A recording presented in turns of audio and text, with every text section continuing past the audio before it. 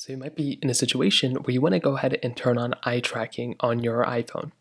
Now there's a few things to keep in mind. Number one, you will have to be on iOS 18 in order to do this. So keep that in mind. As long as you're on iOS 18, the official version, even the betas, but the official version, then you should be good to go. So the first thing you're going to want to do is you want to go and make your way over to your settings application of your iPhone. So then what you want to do is you want to scroll down until you see this little option right here that says accessibility.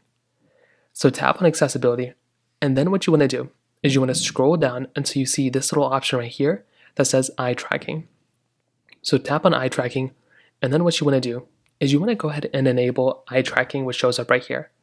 Now as soon as you do that, it's going to tell you to go ahead and follow these dots onto the display.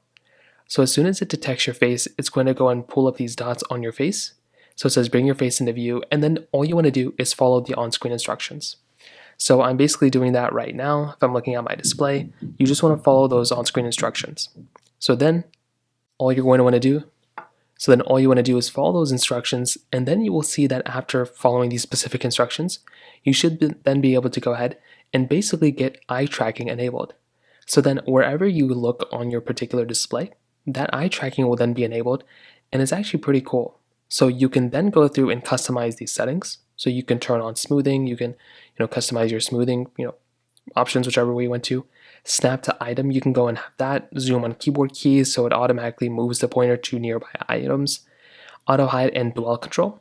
So you can enable those options as well. So that's basically how you can use and enable eye tracking on your iPhone on iOS 18.